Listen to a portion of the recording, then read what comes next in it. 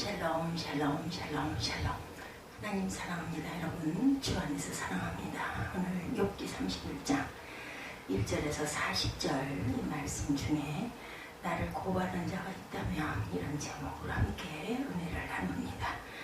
오늘 그 요절이 들어있는 부분이 35절 말씀이죠. 누구든지 나의 변명을 들으다오 나의 선명력이 있으니 전능자기 내게 대답하기를 바라노라. 나를 고발하는 자가 있다면 그에게 고소장을 쓰게 하라. 이렇게 말씀하고 있죠. 나를 고발하는 자가 있다면 그에게 고소장을 쓰게 하라. 욥의 마지막 변론의 종교를 부인 욥기 31장은 지금까지 모든 변호의 말을 집약하고 있습니다. 나를 고발하는 자가 있다면 그에게 고소장을 쓰게 하라. 이게 바로 집약된 말씀이죠. 욥은 고난받기 전이나 고난받은 후에나 변함없이 하나님 앞에서 당당하게 삽니다. 하나님을 믿는 사람은 살아계신 하나님 앞에 항상 당당하게 살아야 되겠죠. 하나님 앞에서 순결한 욥입니다. 1절에 내가 내 몸과 약속하였나니 어찌 처녀에게 주목하랴. 그리하면 위에 계신 하나님께서 내리시는 분깃이 무엇이겠으며 높은 곳의 전능자께서 주시는 기업이 무엇이겠느냐. 불의한 자에게는 환난이 아니겠느냐. 행악자에게는 불행이 아니겠느냐. 그가 내 길을 살피지 아니하시겠느냐. 내 걸음을 다 세지 아니하시느냐. 이렇게 말씀하죠. 하나님께서 내 길을 다 살피시고 내 길을, 내 걸음을 또한 다 세고 계신다. 욥은 처녀에게 음욕을 품고 주목하지 않고자 눈과 약속합니다. 인간 편에서 이 약속은 하나님의 백성으로서의 서원을 의미하기도 하죠. 욥은 눈으로 보는 것을 조심하여 자신의 마음속까지 정결하게 살기를 서원하는 약속을 했습니다. 여자를 주목하여 와서 성적 욕망이 일어나지 않게 하였죠. 만약 처녀로 보고 음욕을 품었다면 하나님이 주시는 분깃을 얻지 못해도 당연하다라고 말하죠. 하나님이 초월적인 분일 뿐 아니라 모든 사람의 행위를 감찰하시는 분이라고 욥은 항상 생각을 합니다. 욥은 하나님의 공의에 대해 원칙론적으로 동의하지만 선한 자신에 대해서 고난을 주신 하나님의 공의를 인정하지 못하고 있었던 거예요. 여기까지는 소화가 되지 않았던 거죠. 욥은 자신의 결백을 하나님 앞에 호소하고 있습니다. 불의한 자에게 당연히 환난이 있고 행악자에게는 불행이 있다고 욥은 말합니다. 욥은 불의와 행악을 용납하지 않으시는 공의로운 하나님 앞에 나는 꺼리낌 없이 살았습니다. 욥은 자신의 길을 살피시고 걸음을 다 세신 하나님을 믿고 자신을 살피신 하나님이 자신의 결백을 인정해 주실 것을 또한 믿습니다. 하나님 앞에 정직했던 욥이죠. 5절에서 12절에 보면 욥은 허위와 동행하지 않았다라고 고백합니다. 욥이 당한 가장 고통스러운 것 중에 하나는 친구들로부터 위선자로 취급받는 것이었습니다. 그들은 욥의 과거를 선행들마저 모두 거짓된 것으로 돌려버리죠. 5절에서 12절을 한번 봅니다. 만일 내가 허위와 함께 동행하고 내 발이 속임수에 빨랐다면 하나님께서 나를 공평한 저울에 달아보시고 그가 나의 온전함을 아시기를 바라노라. 만일 내 걸음이 길에서 떠났거나 내 마음이 내 눈을 따랐거나 내 손에 더러운 것이 묻었다면 내가 심은 것을 타인이 먹으면 나의 소출이 뿌리째 뽑히기를 바라노라. 만일 내 마음이 여인에게 유혹되어 이웃의 문을 엿보아 문에서 숨어 기다렸다면 내 아내가 타인의 맷돌을 돌리며 타인과 더불어 동침하기를 바라노라. 그것은 참으로 음란한 일이니 제포함에 회부할 죄악이요 멸망하도록 사려는 불이니 나의 모든 소출을 뿌리째 뽑기를 바라노라. 나는 정말 어떤 다른 여인에게 눈을 돌린 적이 없다라는 거죠. 그렇기 때문에 내가 신은 모든 것도 타인들이 전부 다 소출도 가져가게 나는 원하고 또한 하나님께서 나를 공평한 저울에 달아보시고 나의 온전함을 하나님께서 좀 아셨으면 좋겠다. 그가 내 길을 살피지 아니하시느냐, 내 걸음을 다 세고 계시지 않느냐. 불의한 자에게는 환난이 아니겠느냐, 행악자에게는 불행이 아니겠느냐. 이렇게 나는 정말 그렇지 않다라고 말하고 있습니다. 욥이 자신이 죄를 지었다면 타인이 자신의 아내에게 심한 노동이나 성적 능욕을 해도 좋다라는 거죠. 또한 나의 말이 거짓이라면 내가 땀 흘려 수확한 고물을 일하지 않은 타인들이 먹는 억울함을 당해도 좋다. 이스라엘의 정결법에 따라 손에 더러운 것을 절대 나는 묻히지 않았다. 욥이 만약 눈의 소원을 따라 거짓의 죄를 지었다면 하나님의 욥을 따라 그의 소출을 다른 사람이 먹어도 좋다고 합니다. 마음에 자신의 눈을 따라가지 않았다는 거죠. 내 마음이. 욥이 거짓되었다면 재판에 회부되어 하나님이 하시는 심판을 받고 그의 모든 소출을 뿌리채 뽑혀도 좋다. 약자를 보호했던 욥이랍니다. 세 번째로는 약자를 보호했던 욥. 하나님 앞에서 나는 순결했습니다. 그리고 또한 나는 정말 부정을 행하지 않았습니다. 무엇도 정직하게 나는 행동했습니다. 세 번째는 약자를 나는 보호했습니다. 13절에서부터 18절까지 나타나 있습니다. 만일 남종이나 여종이 나와 더불어 쟁론할 때 내가 그의 권리를 저버렸다면 하나님이 일어나실 때 내가 어떻게 하겠느냐? 하나님을 심판하실 때 내가 무엇이라고 대답하겠느냐? 나를 태 속에 만드시니까 그도 만들지 아니하셨느냐? 우리를 뱃속에 지으시니까 한 분이 아니시냐? 내가 언제 가난한 자의 소원을 막았거나 과부의 눈으로 하여금 실망하게 하였느냐? 나만 혼자 내 떡덩이를 먹고 고아에게 그 조각을 먹이지 아니하였던가?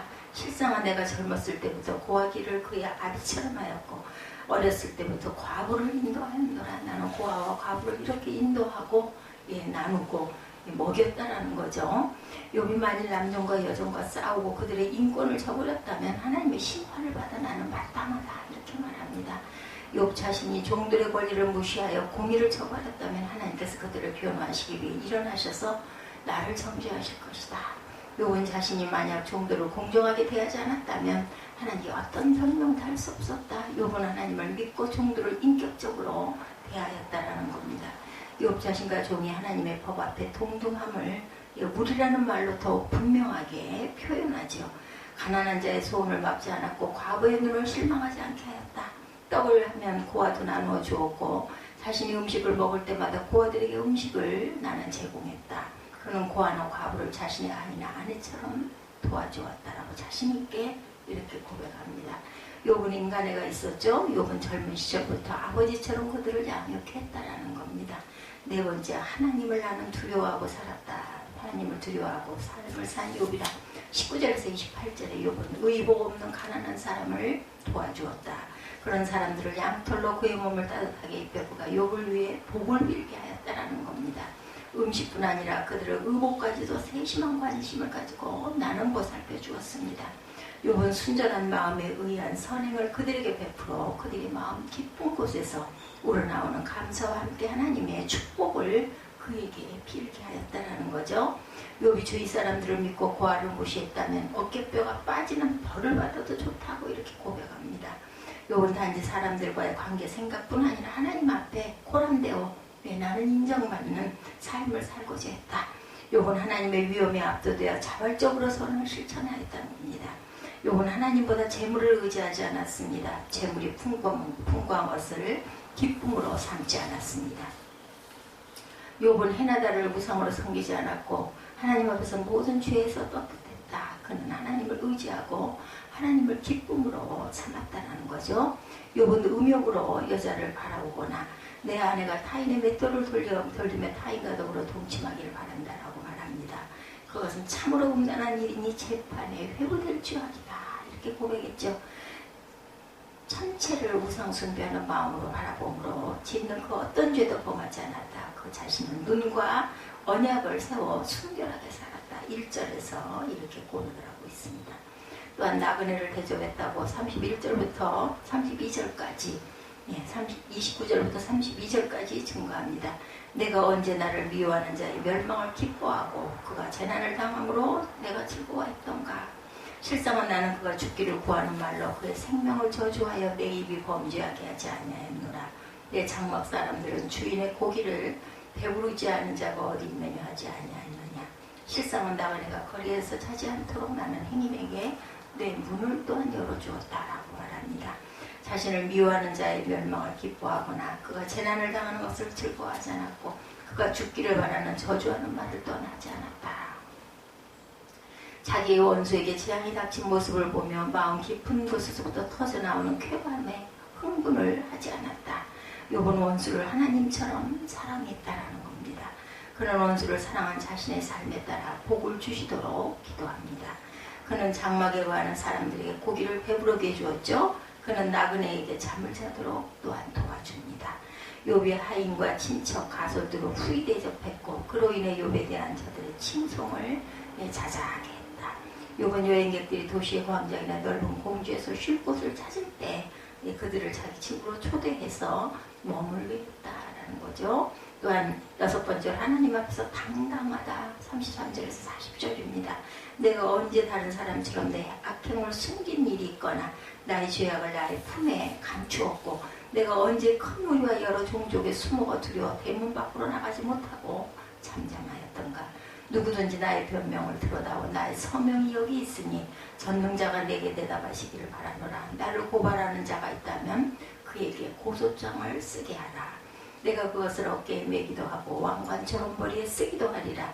내 걸음의 수요를 그에게 알리고 왕족처럼 그를 가까이 하였으리라. 만일 내 발이 나를 향하여 부르짖고 바디랑이 함께 물었다면 만일 내가 값을 내지 않고 그 소출을 먹고 그 소유주가 생명을 잃게 하였다면 밀 대신에 가시나무가 나고 보리 대신에 독보리가 나는 것이 마땅하다. 욥의 말이 그칩니다. 40절까지죠. 욥은 악행을 숨기지 않습니다. 그는 하나님 앞에서 진실되게 죄를 회개합니다. 누구든지 자신의 죄를 고소하면 그것을 머리에 면류관처럼 쓰는 사람들에게 공개하겠다고 얘기합니다. 큰 무리와 종족이 수모가 두려워 밖으로 나가는 것을 또 두려워하지 않았다. 욥은 사람들과 하나님 앞에 이렇게 떳떳했다라는 거죠. 전 참 욥이 부럽습니다. 어떻게 이렇게 당당하게 떳떳하게 정말 이렇게 했으니까 하나님 앞에서 이런 말을 할 수 있겠죠. 저는 한마디도 이런 말을 할 수가 없을 것 같습니다. 그렇게 온전치가 못한 것이고 욥은 그만큼 당당했다는 거죠. 마지막으로 간절하게 자신의 판단자를 고대하고 있습니다. 욥은 그 사람은 36절에 이미 나타내듯 다름 아닌 전능하신 하나님, 전능자 욥이 하나님의 판결을 공식적으로 요청하고 있습니다. 자신의 결백에 대한 주장들이 하늘로부터 어떠한 비난도 받지 않으리라는 확신을 가지고 있죠. 욥은 의의 옷을 입고 정의를 수행하는 지도자로서 머리에 면류관을 쓴 치리자로서 이전 지위와 명예를 회복할 것이라는 확신을 가지고 있습니다. 욥은 의의 옷을 입고 정의를 수행하는 지도자로서 아무것도 꺼리낌 없이 결백함으로 자기를 고소하는 자에게도 대단합니다. 자신의 무죄에 대해 이토록 확고한 욥의 주장은 욥의 진술에 있어서 최고의 절정을 이루고 있습니다. 욥이 밭을 살 때 불의한 값으로 사거나 품꾼에는 품삯을 주지 않았다면 자신의 밭에 가시나무가 나고 독보리가 나도 좋다. 이 약당과 관련된 이 마지막 결백의 맹세는 욥이 서두에서 언급한 하나님과 맺었던 언약 1절에서 3절과 연결되므로 욥기 31장의 주제가 언약임을 또한 제3 상기시킵니다. 1절에서 3절을 보면 내가 내놓은 거 약속하였나니 어찌 처녀에게 주목하랴. 그리하면 위에 계신 하나님께서 내리시는 분깃이 무엇이겠으며 높은 곳의 전능자께서 주시는 기업이 무엇이겠느냐. 불의한 자에게는 환난이 아니겠느냐. 행악자에게는 불행이 아니겠느냐. 이렇게 고백하죠. 욥은 자신과 서약한 모든 것을 조금도 어긋나지 않게 다 수행했기 때문에 자신은 이 고난을 받아도 결백하다. 이렇게 결론을 맺고 있습니다. 우리의 의를 따라 복 주시는 하나님이죠. 결론입니다. 오늘 본문은 가정법을 쓰고 있죠. 자신이 죄를 지었다면 그는 벌을 받아도 좋다고 말합니다. 그러나 그는 그렇게 하지 않았으므로 자신은 은혜를 받은 것이 마땅하다. 그리고 하나님 앞에서 떳떳한 삶을 나는 살았다라고 고백을 합니다. 욥의 삶이 의로울 수 있었던 것은 그가 하나님을 의식하고 두려워했기 때문입니다. 사람은 하나님 앞에서 살 때 의로운 삶을 삽니다. 사람들 앞에서 사는 사람은 상황 윤리를 따라 위선적인 삶을 살 수밖에 없습니다. 하나님 앞에서 사는 신앙이 바로 호람데오의 신앙입니다. 그는 믿음으로 살았고 지금 받는 환난이 옳지 않다라고 고백합니다. 하나님께서 자신의 의를 따라 복 주시기를 기도합니다. 우리는 믿음으로 구원을 받았죠. 그러나 정말 믿음으로 살면 우리는 행함이 있어야 한다는 겁니다.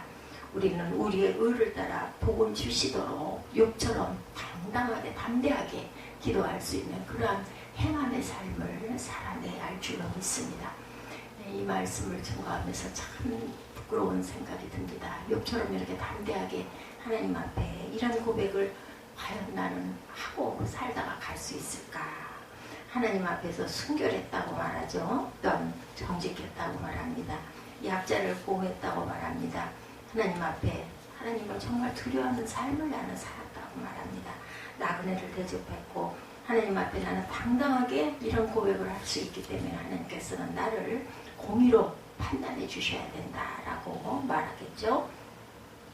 불의한 자에게는 환난을, 행악자에게는 불행을 주어야 된 것이다. 위에 계신 하나님께서 내리는 분깃에 나는 정말 하나님이 보시기에 온전했다. 내가 내 눈과 약속하였나니 나는 처녀에게 절대로 추모하지 않았다. 이렇게 당당하게 고백할 수 있는 그런 믿음의 사람들이 되시기를 주님의 이름으로 축복합니다. 기도하시겠습니다.